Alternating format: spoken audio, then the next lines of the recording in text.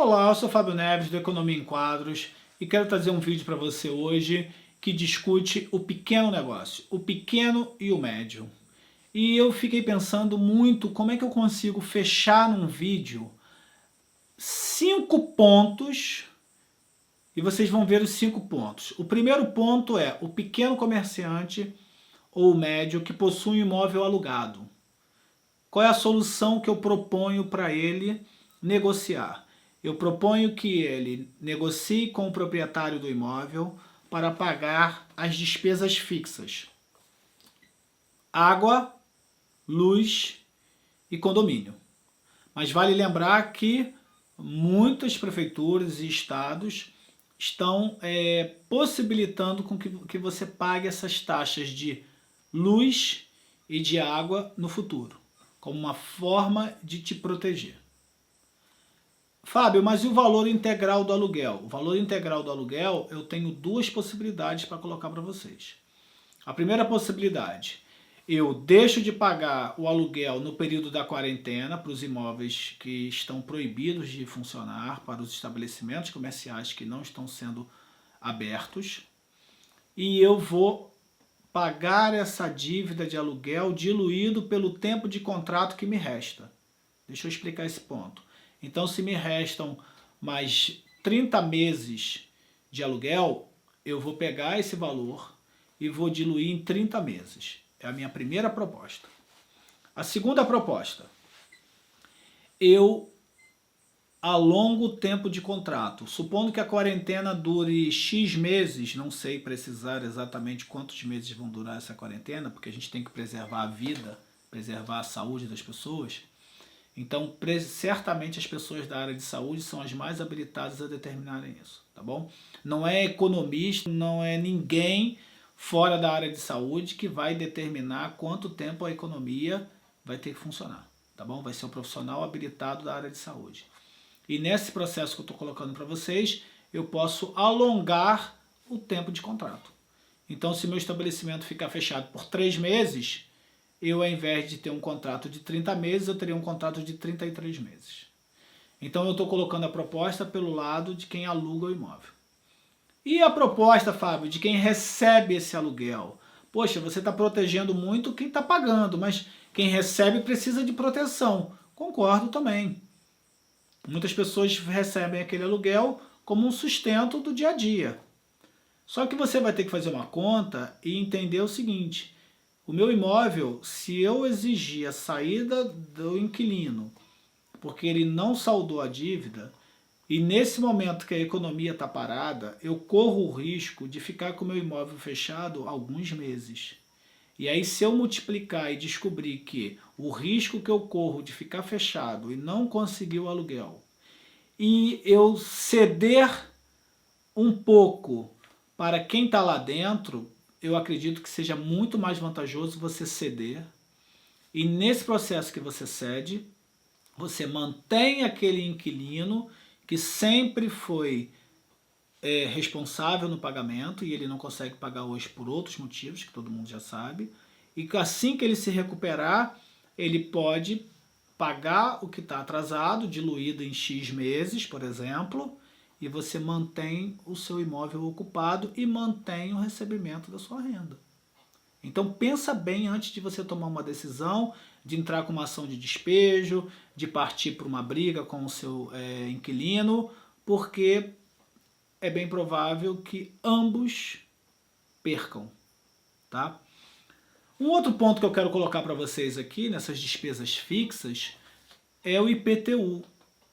Então eu tenho uma proposta que é a prefeitura, né, todas as prefeituras do Brasil, elas podem abrir mão do IPTU desse intervalo de tempo da quarentena dos imóveis que não estão podendo abrir.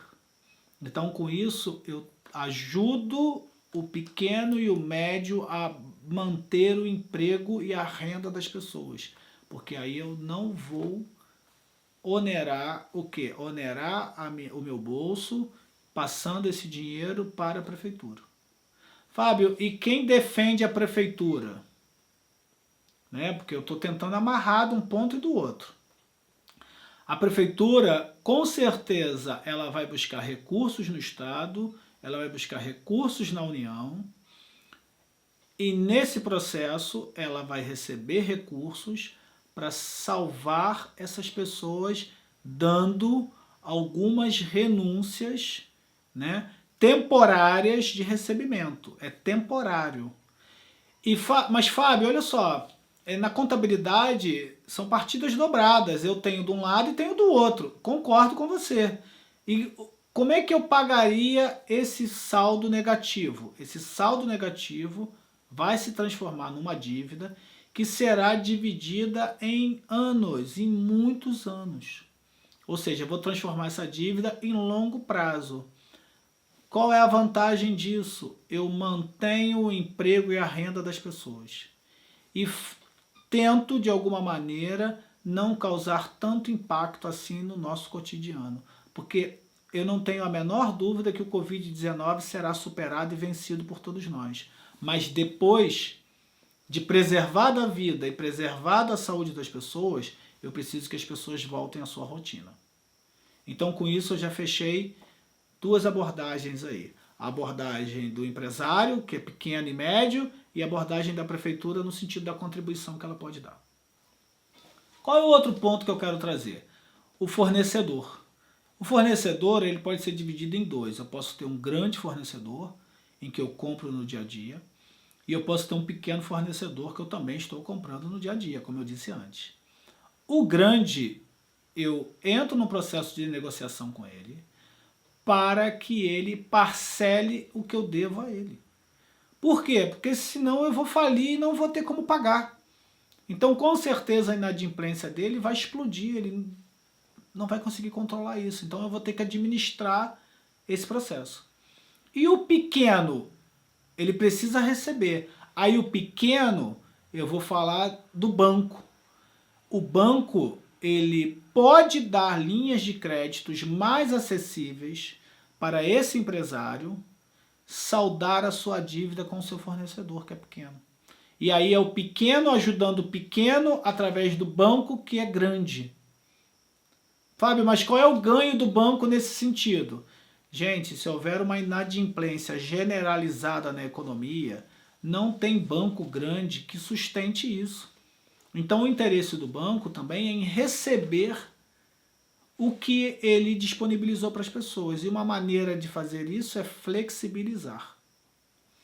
Perfeito, Fábio. Então, você está botando as vantagens e as desvantagens. Vamos seguir adiante? Vamos falar agora da folha de pagamento.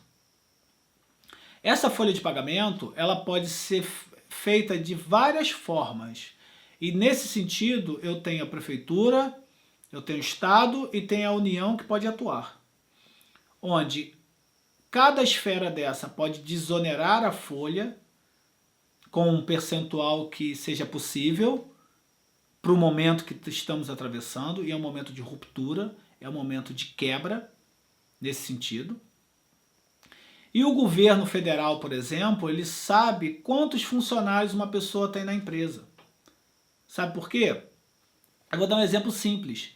No Fundo de Garantia por Tempo de Serviço, que é o FGTS, eu estou falando dos empregos formais.